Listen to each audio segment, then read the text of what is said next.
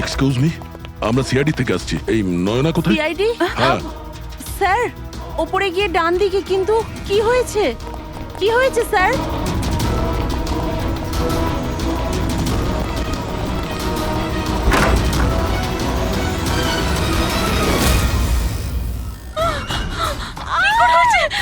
Please সামলান নিজেদের আপনারা। কি করছেন কি? শান্ত হন আপনারা। এটা কি হয়ে গেল? ও সুইসাইড করেই নিল। গুলি চিনের নিচের থেকে উপরের দিকে গেছে। স্যার, অনেকটা রক্ত বেরিয়েছে। মনে হচ্ছে অনেকটা সময় কেটে গেছে। পিছনে সরো। কি দাদা, হলো? দাদা দেখ দাদা। নয়না,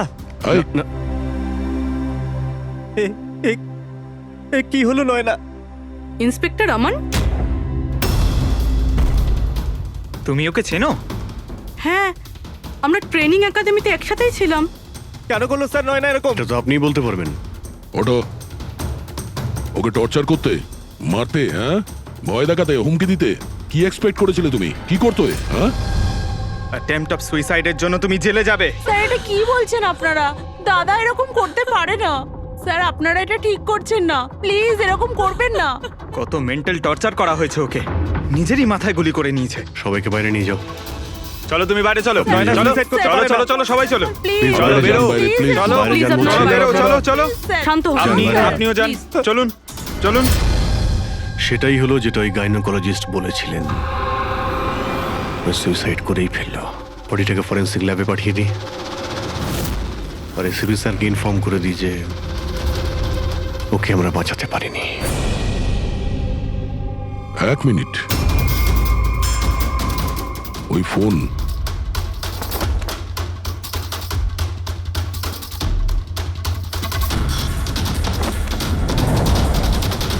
কিন্তু কোথায় যেতে পারে? আচ্ছা, ওনার ফোন কি কেউ দেখেছেন কোথাও? আপনি জানেন? কেউ দেখেছেন কি?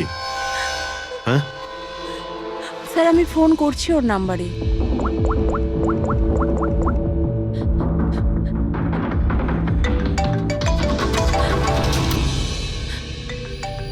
যশ বাবা, এদিকে এসো।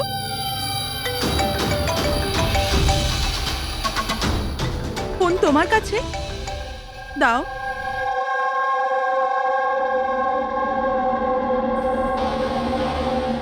আমি এটা গেম খেলার জন্য নিয়েছিলাম কাকির ঘর থেকে।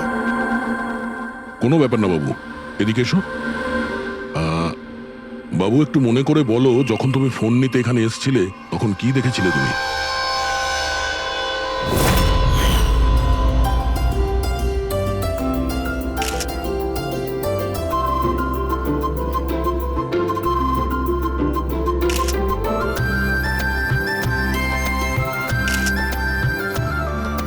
নয়না কত খুশি লাগছে, তাই না? কাকি আমার সাথে মোবাইলে গেম খেলবে? গেম? এখন এখন তো এত লোকজন আছেন, আর আমার ফোনটাও আমার ঘরেই পড়ে আছে, তো এখন তো খেলতে পারবো না, কিন্তু পরে খেললে হবে। হ্যাঁ। এখন না, তুমি গিয়ে ফ্রেন্ডসদের সাথে খেলো, ওকে? ঠিক আছে। যাও। আরে দাদা, বৌদির সাথে গিয়ে ফটো তুল না। হ্যাঁ, আমি যাচ্ছি।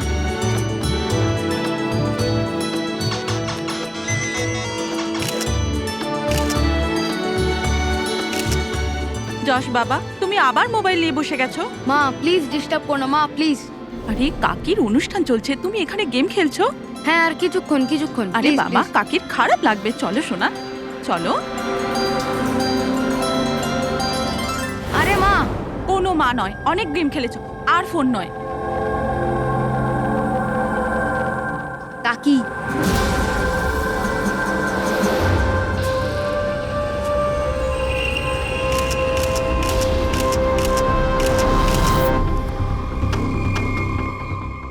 কাকির ফোন কোথায় থাকতে পারে?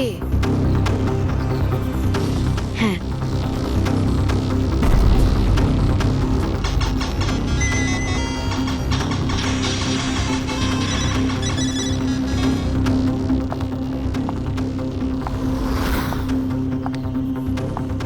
কাকি চলে এসছে। কিন্তু এরপর তুমি ফোনটা ফেরত কোথা থেকে পেলে? এখানে বাইরে পড়েছিল। থ্যাংক ইউ বাবু, তুমি আমাদের অনেক সাহায্য করলে। হুম,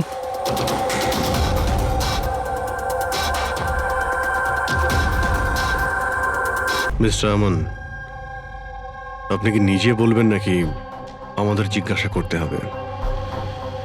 তুমি নিজে একজন পুলিশ অফিসার, তুমি তো জানো যে আমরা ইন্টারোগেশন কি করে করি। হুম, স্যার স্যার আমি ওকে ট্রেনিং এর সময় থেকে চিনি। He is one of the best officers.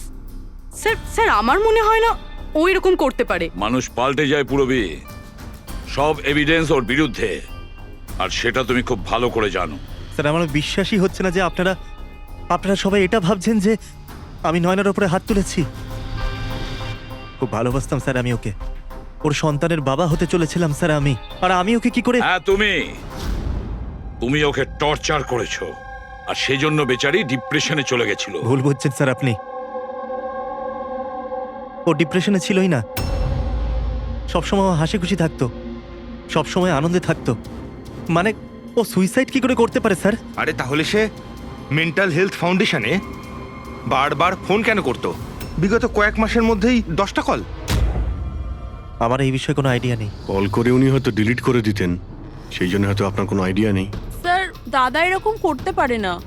ও তো নয়নাকে খুব ভালোবাসতো, আর নয়না তো খুশিই ছিল। যদি তোমার স্ত্রী খুশিই ছিল তাহলে ও হেল্পলাইন নাম্বারে ফোন করে কেন বলেছে যে তুমি ওকে টর্চার করো, ওকে ওকে মারো, ওকে ধাক্কা দাও?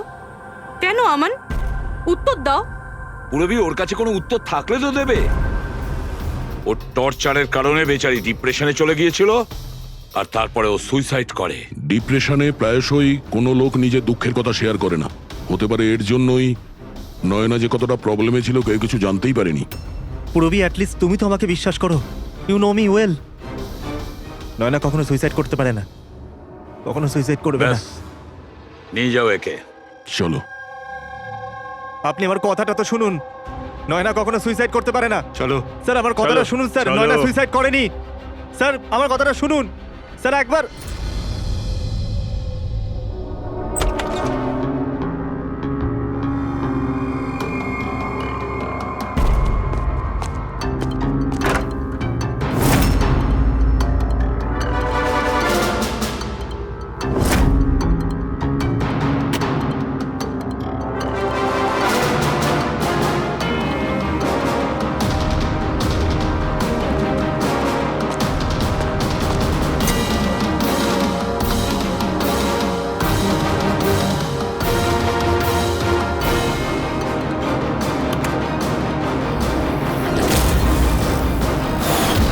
স্যার নয়না যখন সুইসাইডই করতে চাইছিল তাহলে ওর আসন্ন সন্তানের জন্য অনলাইন ওয়েবসাইট থেকে বেবি প্রোডাক্টসের শপিং কেন করেছিল?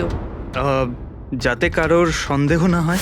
হতে পারে, কিন্তু স্যার আমার মনে হয় এটা একটু আশ্চর্য ব্যাপার স্যার। পুরো ব্যাপারটাই আশ্চর্য। তো আপনার মনে হচ্ছে যে আমার আর ভূমি এরা সত্যি বলছে? সেটা তো জানাই যাবে অভিজিৎ, কিন্তু তার আগে ওই সাতভক্ষণ অনুষ্ঠানে নয়নার যত কাছের লোক ছিল ওদের সবাইকে ডাকো। নয়নার সাথে আপনার সম্পর্ক কেমন ছিল? হ্যাঁ স্যার, খুব ভালো ছিল, আর খুব ভালো মেয়ে ছিল, সব সময় খুশি থাকতো। তাহলে আপনারও কি মনে হয়েছে যে ওর সঙ্গে কোনো গন্ডগোল হচ্ছে বা কোনো সমস্যা হয়েছে? আমরা অনেক কথা বলতাম, কিন্তু কখনো মনে হয়নি যে ওর হাজবেন্ডের সাথে বা বিয়ে নিয়ে কোনো প্রবলেম ছিল। শোনো বাবা, তোমার তোমার কাকিমাকে কেমন লাগতো? ভালোবাসতেন তোমায়? হ্যাঁ, কাকি আমাদের বাচ্চাদের খুব ভালোবাসতো, আর আমাকেও খুব ভালোবাসতো। উনি ওনার ফোনে আমায় গেমও ইনস্টল করতে দিয়েছিল। আচ্ছা, কাকিমা কখনো তোমাকে এমন কোনো কথা বলেছিল যেমন ওনার তোমার কাকার সাথে কোনো ঝগড়া হয়েছে অথবা ঝামেলা হয়েছে, এরকম কিছু? না, কাকি প্রেগনেন্ট ছিল তো, তাই জন্য উনি তাড়াতাড়ি রেগে যেতেন। আর মাই আমায় বলেছিল যে আমি যেন ওনাকে বিরক্ত না করি। আচ্ছা, নয়নার ব্যবহারে আপনার মানে কোনো সন্দেহ হয়েছিল? না, একদমই না। ও তো খুব খুশি ছিল, পুজোতে ফাংশনে ডান্সও করেছিল। ইনফ্যাক্ট অনেক বেশি এক্সাইটেড ছিল নিজের ফটোশুট নিয়ে। আর কোনো ছবি আছে? স্যার নয়না যতগুলো ফটো সব এর মধ্যেই আছে। ঠিক আছে, এগুলো আমরা রেখে দিচ্ছি। এখন আপনি আসতে পারেন। Thank you very much. Thank you sir. Sir সবকিছু শোনার পরে আমার তো মনে হচ্ছে যে এ এমন সত্যি কথাই বলছে। ওর ওয়াইফ যদি এত আনন্দেই থাকে তাহলে সুইসাইড কেন করতে গেল? সেটাই তো, সুইসাইড কেন করবে? গোলমাল আছে অভিজিৎ, কিছু না কিছু গোলমাল আছে। রাধার যে কটা ইনফরমেশন দেওয়ার ছিল সব দিয়ে দিয়েছে, তবু বুঝতে পারছি। একটা কাজ করো, ওই মেন্টাল হেলথ ফাউন্ডেশনে গিয়ে ওই নয়নার ব্যাপারে যা কিছু জানতে পারবে বের করে নিয়ে এসো। ওখানকার অপারেটরদের সঙ্গেও কথা বলো, খুঁটিয়ে খুঁটিয়ে ইনফরমেশন বের করো। হয়তো এমন কোনো কথা ও জানতো নয়নার ব্যাপারে যেটা আমাদের কাজে লাগবে।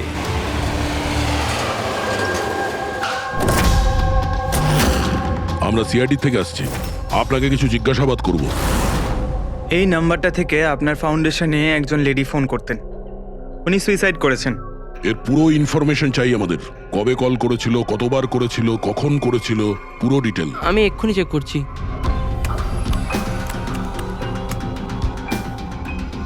হ্যাঁ স্যার, এ অনেক কল করেছিল, শেষ 5 মাসে 10 বার।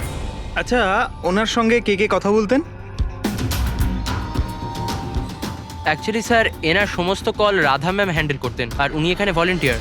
যখন এনার ফার্স্ট কল এসেছিল তখনও রাধা ম্যামেরই এখানে শিফট ছিল, আর তারপর উনি যখনই এখানে ফোন করেন বলেন রাধা ম্যামের সাথে কথা আছে। এই কলারের ব্যাপারে কিছু মনে পড়ছে? কোনো বিশেষ কথা, কিছু অদ্ভুত হয়েছে? এই কলারের ব্যাপারে স্যার, হ্যাঁ স্যার, একবার হয়েছিল স্যার। এই দেখুন স্যার, একই দিনে 2 বার কল এসেছিল। তো এতে অদ্ভুত কি? আমার মনে আছে স্যার, যেদিন প্রথম কল এসেছিল।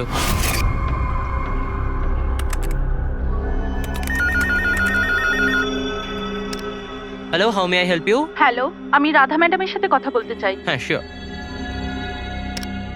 হ্যালো রাধা ম্যাম, আপনার জন্য কল। কিছুক্ষণ বাদে ওই নাম্বারটা থেকে আবার কল এসেছিল। Hello, how may I help you? Hello, আমি নয়না বলছি। আর কিছুক্ষণ আগে আমার নাম্বার থেকে আপনার কাছে কল এসেছিল, আর 7 মিনিট কথাও হয়েছে। আপনি প্লিজ আমাকে বলবেন আপনি কোথা থেকে বলছেন? ম্যাম, এটা মেন্টাল হেলথ ফাউন্ডেশনের হেল্পলাইন নাম্বার। আমরা সেই সমস্ত মানুষের হেল্প করি যারা ডিপ্রেশনে পড়ে সুইসাইড করার চেষ্টা করে। What? Suicide helpline? Yes ma'am. অন্য কলাররা স্যার নিজের নাম কখনোই বলে না, কিন্তু ইনি প্রথমে নিজে থেকেই বলে দিলেন। স্যার, নয়না নিজের নাম কখনো রাধাকে বলেনি, তাহলে ও হঠাৎ করে বলতে যাবে কেন? আমরা এই নম্বরের কল হিস্ট্রিটা চাই। 1 মাস আগে নয়নার ফোন থেকে কেউ একজন হেল্পলাইনে ফোন করেছিল, আর এই হলো তার রেকর্ড।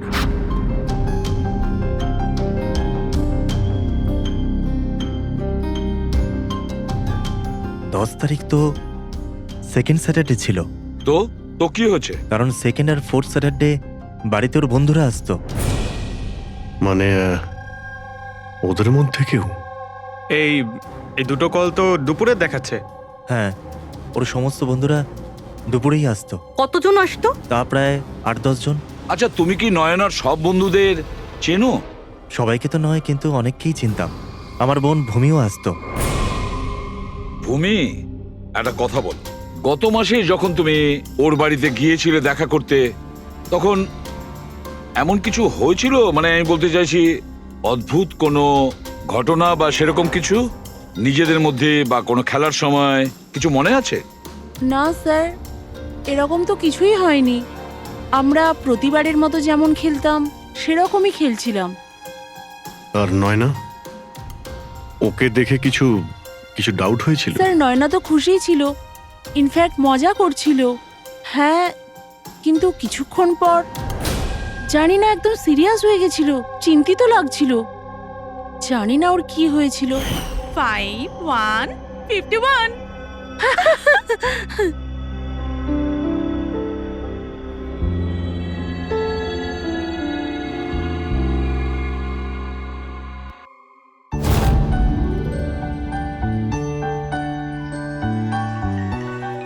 মনে হচ্ছে এর যে হবু বাচ্চা হবে না, সে খুব লাকি। হ্যাঁ রে, নয়তো আগে কখনো নয়না জিততো না। ওহো, মনে হচ্ছে কেউ জেলাস হচ্ছে। আরে নয়না, দাদাকে একটা ফোন করো না, রাতের অর্ডারের জন্য একবার মনে করিয়ে দাও না। ফোন কোথায় আমার?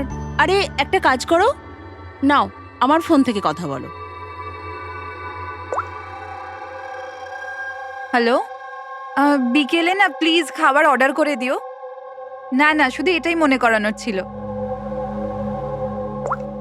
এই নাও, কিন্তু আমার ফোন কোথায়? আর আমি বুঝতে পারছি না, এখানেই রেখেছিলাম। নয়না, ওই যে তোমার ফোন ওখানে টেবিলের উপর। ওখানে কে রাখলো? আমি তো ওখানে তুই ফোন রেখেছিস রাখিনি। হয়তো। না यार, আমার মনে আছে আমি রাখিনি।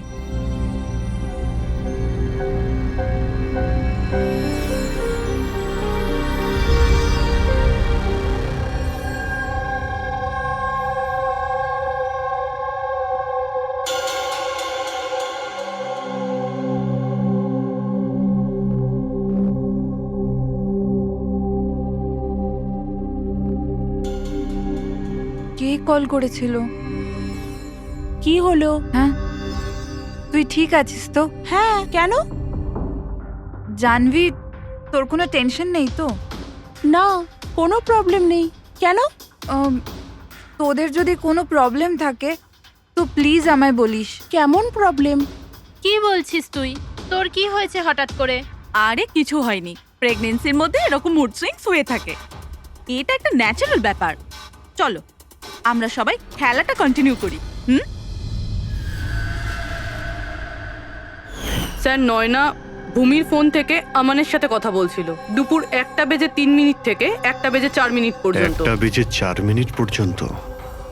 আরে সুইসাইড হেল্পলাইনে যে প্রথম ফোন করা হয়েছিল 7 মিনিটের জন্যে, সেটা 12:57 থেকে 1:04 অবধি চলেছিল। আর সেকেন্ডটা 1:20 থেকে 1:21 পর্যন্ত। তার মানে অভিজিৎ, ওই 7 মিনিটের কলটা নয়না নিজে করেনি। কারণ ওই সময় নয়না অমনের সাথে কথা বলছিল ভূমির ফোন থেকে। এক্স্যাক্টলি। তার মানে ওই ফোনটা নয়নার কোনো বন্ধুই হয়তো করেছিল। আপনি কাউকে দেখেছিলেন ওর ফোন তুলতে বা ওর ফোন ব্যবহার করতে? না, আমি তো কাউকে দেখিনি। তার মানে ওই কলটা অন্য কেউ করেছিল। আর স্যার, নয়না যখন ওর ফোনটা খুঁজে পায় আর ওখানে লাস্ট ডায়াল আননোন নাম্বারটা চেক করে, আর তারপর যখন ওই নাম্বারে ফোন করে তখন ও জানতে পারে যে ওটা কোনো সুইসাইড হেল্পলাইনের নাম্বার।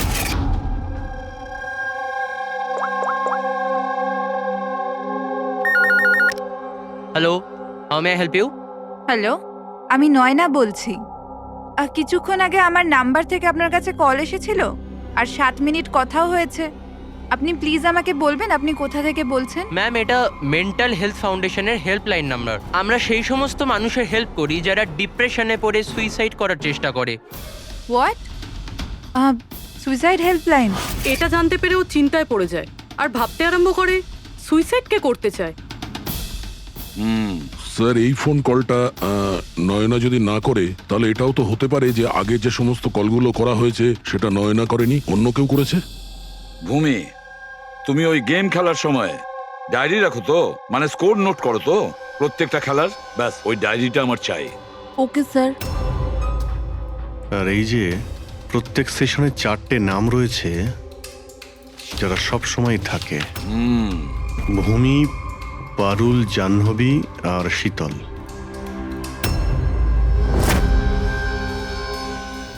রাধা, একবার চেষ্টা করে দেখো, এই 3 জনের কথা শোনো। দেখো, এই 3 জনের মধ্যে কেউ কি তোমার সঙ্গে কথা বলেছিল? আমি এসব কেন করব? আমি আমার লাইফে খুব খুশি। আমি সুইসাইড কেন করব? যদি আমি ফোন করতাম তো নিজের ফোন থেকে করতাম, নয়নার ফোন থেকে কেন?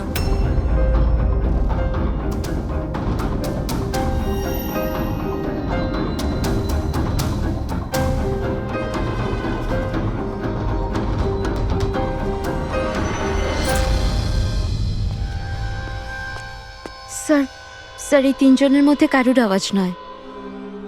স্যার, হ্যাঁ, এই 3 জন তো না বলছে, শুধু শীতল বাকি আছে।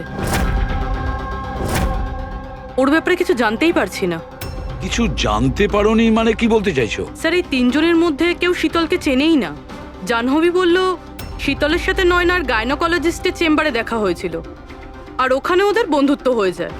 শীতলকে এদের মধ্যে কেউই পার্সোনালি চেনে না। কোনো ব্যাপার না, ওই 3 জনের হেল্প নিচ্ছি আমরা। এবার শীতলের স্কেচ করাবো আমরা, তারপরে দেখবো।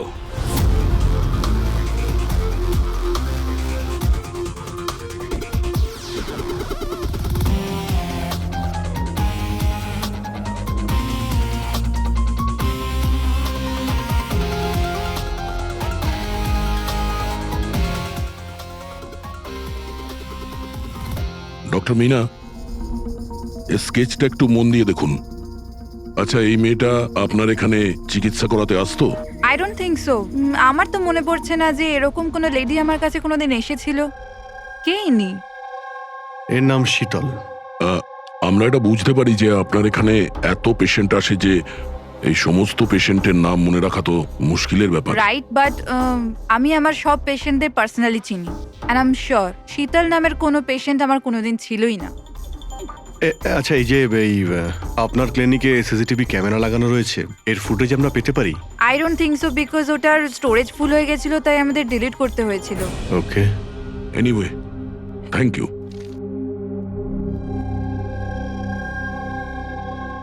মনে হচ্ছে এই শীতল কোনোদিন পেশেন্ট ছিলই না, শুধুমাত্র নয়নার সঙ্গে বন্ধুত্ব করার জন্য এসেছিল এখানে। ওর প্ল্যান ছিল নয়নার সঙ্গে বন্ধুত্ব করে ওর বাড়িতে ঢোকার। প্রফেশনাল ফ্রড মনে হচ্ছে, আটকাতে হবে ওকে। তুমি কি একে চেনো? এটা তো শীতল, নয়নার বন্ধু। এ তো প্রায় বাড়িতে আসতো।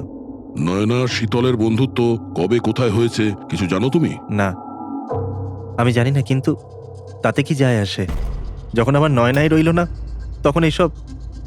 এ কি ধরনের পাগলামি করছো? হ্যাঁ, একটু ভেবে দেখো তো। যদি তুমি নির্দোষ হও তাহলে কেউ তো তোমায় ফাঁসানোর চেষ্টা করেছে। তোমাকে নয়নার খুনি সাব্যস্ত করে ওরা অনেক লাভ আছে, এই জন্য ও তোমাকে ফাঁসাচ্ছে। হ্যাঁ, এমন কে আছে যে তোমাকে আর নয়নাকে ঘৃণা করে? আমি কিছু জানি না। তাহলে কি ভূমি ওই আবার প্রপার্টি লোভে করেনি তো? না, ভূমি এরকম কখনো করতে পারে না। বরং ও তো নয়নাকে খুব ভালোবাসতো। তো কোনো প্রফেশনাল রাইভেলরি? একজন পুলিশের তো অনেক জায়গায় অনেক শত্রু থাকে। না, আমার সাথে এরকম কিচ্ছু ছিল না। আমি আমার ডিউটিতে না তো কখনো কোনো গ্যাংস্টারকে ধরেছি, না কোনো বড় গ্যাংস্টারকে মেরেছি, কখনো ঘুষ নিইনি। পুরো কেরিয়ারে ব্যাস একবারই গুলি চালিয়েছিলাম। কার ওপরে? কাকে গুলি করেছিলে তুমি? ছোটখাটো ফ্রড ছিল স্যার, বিশেষ। ওকে অ্যারেস্ট করতে গেছিলাম, তখনই গুলি চলে গেছিল।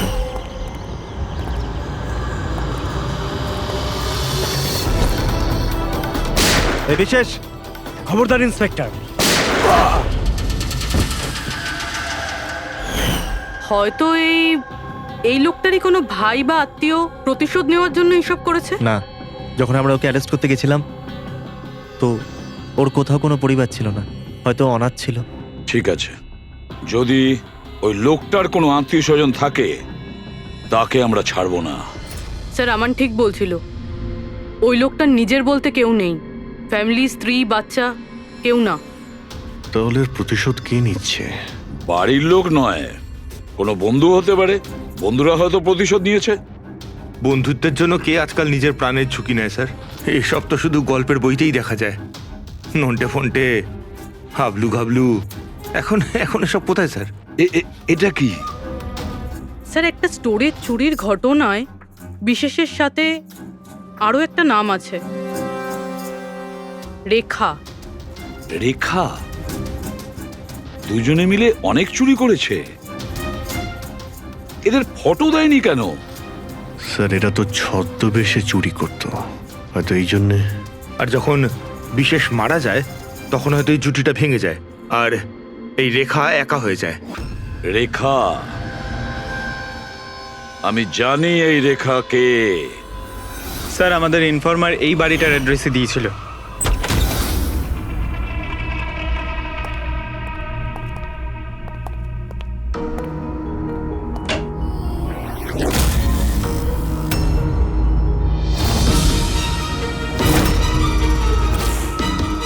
দেখো একটু।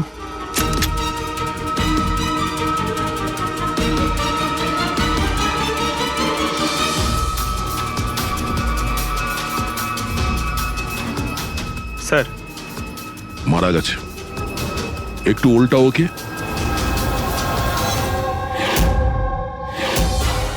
শীতল? আমাদের সন্দেহ ঠিকই ছিল, শীতলই রেখা। কিন্তু স্যার, আমরা তো ভাবছিলাম যে সব শীতল করছে।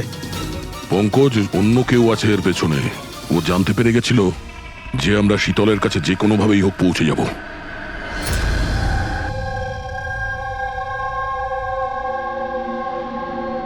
সারিকা, এর ঘাড়ের পেছনের দিকে এইখানে ক্ষত আছে। এইখানে ক্ষত মানে হচ্ছে যে খুনি ওর পেছনের দিকে দাঁড়িয়েছিল। দেখো, এইখানে ছুরির ক্ষতটা আছে।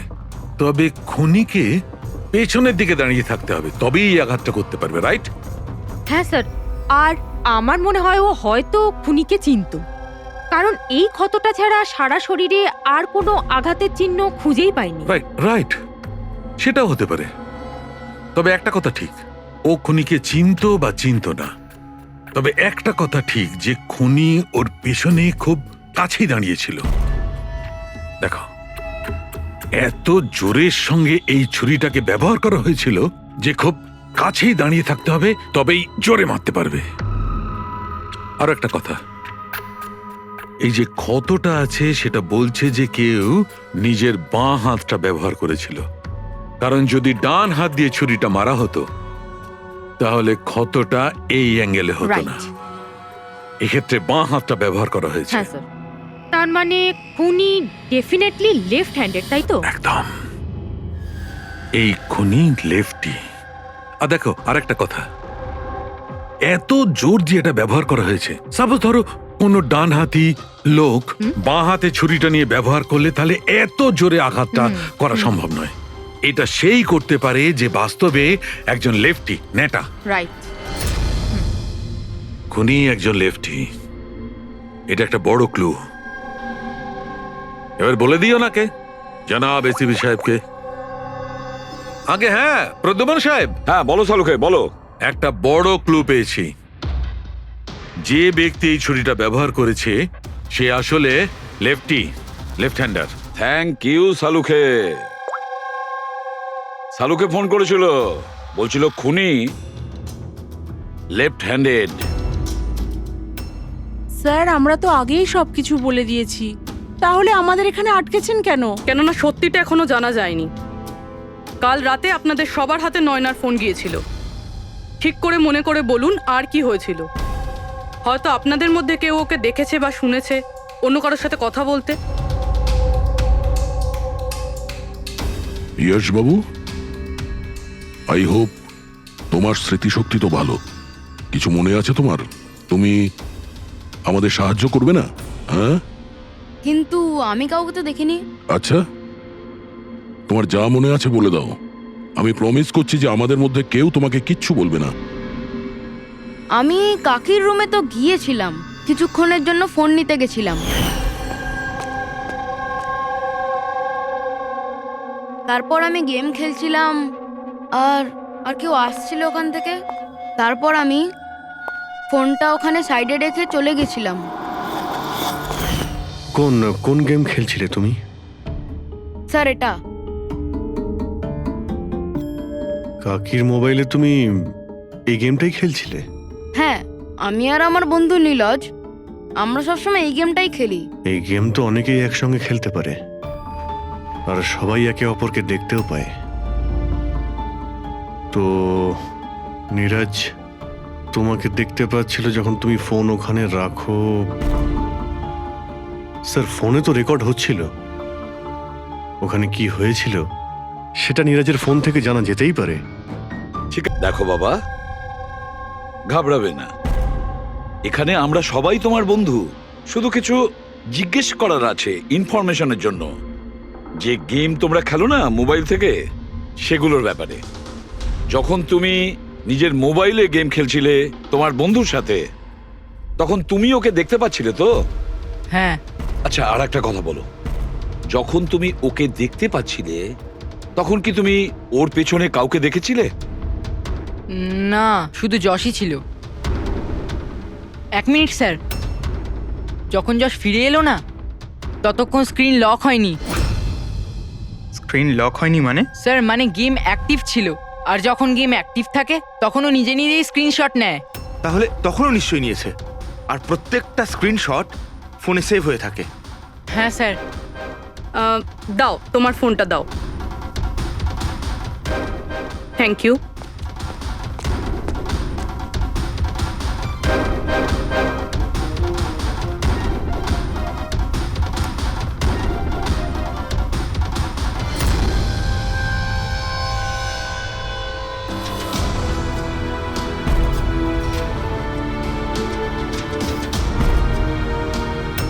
এটা কে? এটা এটা নয়না তো নয়। না, এটা নয়না নয়।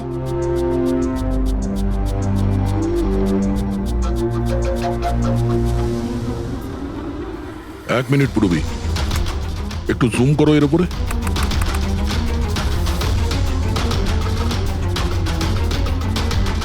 মেহেন্দি আর লেফট হ্যান্ডে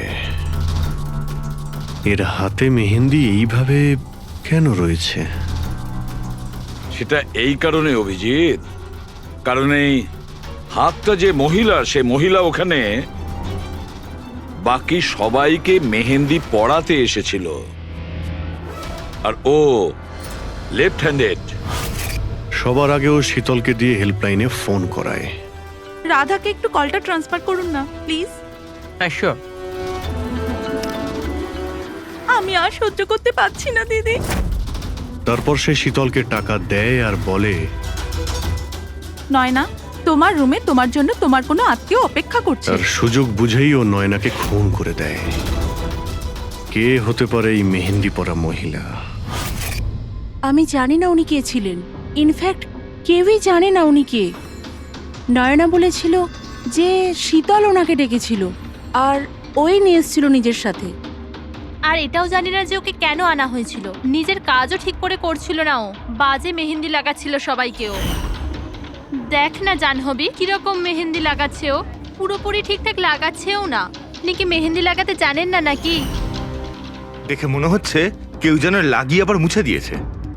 ও মেহেন্দি এত খারাপ করে লাগাচ্ছিল, তাহলে শীতল ওকে পাঠালো কেন? সবারই সন্দেহ হবে। কে হতে পারে? আমি জানি স্যার, ও আমাদের চোখের সামনেই ছিল।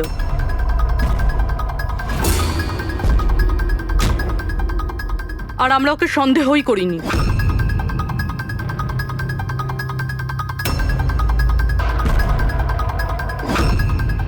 আপনি সামনে আসুন।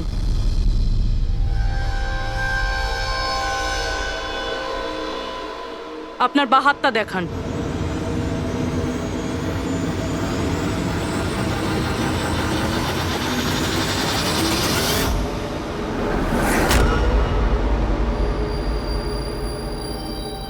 এই দেখুন স্যার। রাধা দেবী? স্যার, আমি এনার ওই ডায়েরি অনেকক্ষণ ধরে দেখেছি।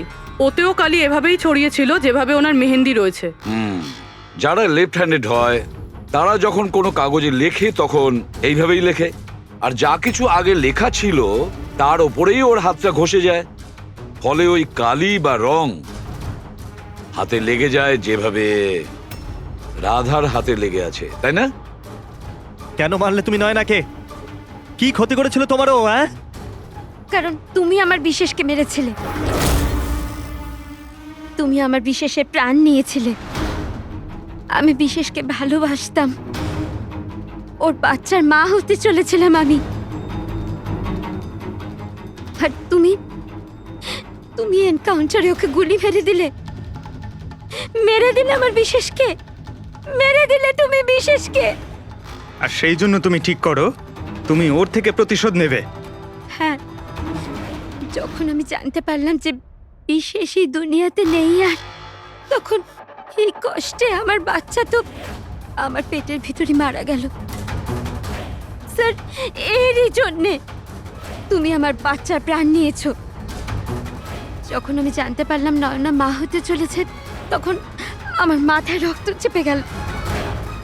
যে যে সুখ আমি নিচে পেলাম না, সেটা সেটা আমি নয়নাকে কি করে দিতে পারি? মেরে দিলাম আমি নয়নাকে, মেরে দিলাম ওকে। তো সেই জন্য তুমি মেন্টাল হেলথ ফাউন্ডেশনে অ্যাজ আ ভলেন্টিয়ার তুমি কাজ করতে শুরু করেছিলে। আর শীতল তোমাকে না, তুমি শীতলকে কাজ দিয়েছো নয়নার সঙ্গে বন্ধুত্ব করার জন্য। হ্যাঁ, শীতলকে আমিই পাঠিয়েছিলাম নয়নার ঘরে, যাতে ও নয়নার ঘর থেকে আমাকে ফোন করতে পারে আমার হেল্পলাইন নাম্বারে। ও আমার ব্যাপারে লোককে জিজ্ঞাসা করে। আর সাধের অনুষ্ঠানে ওই শীতলে আমাকে নয়নার ঘরে ডেকেছিল। আর আর আমি ওখানেই ছিলাম। আমার পক্ষে আর সম্ভব নয় দিদি, আমি যাচ্ছি। এখন তোমার শেষ কাজটা করো, নিচে গিয়ে নয়নাকে এখানে পাঠাও। এখনই পাঠাচ্ছি। আর হ্যাঁ, মোবাইলটা বাইরে রেখে যাও। তোমার রুমে তোমার জন্য তোমার কোনো আত্মীয় অপেক্ষা করছে। ইমন তো এবার বুঝতে পারবে একলা হওয়ার যন্ত্রণা কি। এ তো হওয়ারই ছিল, একটা মায়ের থেকে তার বাচ্চাকে কেড়ে নিয়ে ও মা হতে চলেছিল। এই জন্যই আমি নয়নাকে মেরে দিয়েছি। আর তারপর চালাকি করে আপনি নিজে সিআইডির কাছে এলেন, যাতে আমাদের আপনার উপর সন্দেহ না হয় আর আমরা অন্য কাউকে সন্দেহ করি। আর যখন তুমি দেখলে যে আমরা ওকে অ্যারেস্ট করছি না, তখন তুমি শীতলকেও মেরে ফেললে সাক্ষী নির্মূল করার জন্য। রাধা, এটা কিরকম প্রতিশোধ নিয়েছো তুমি?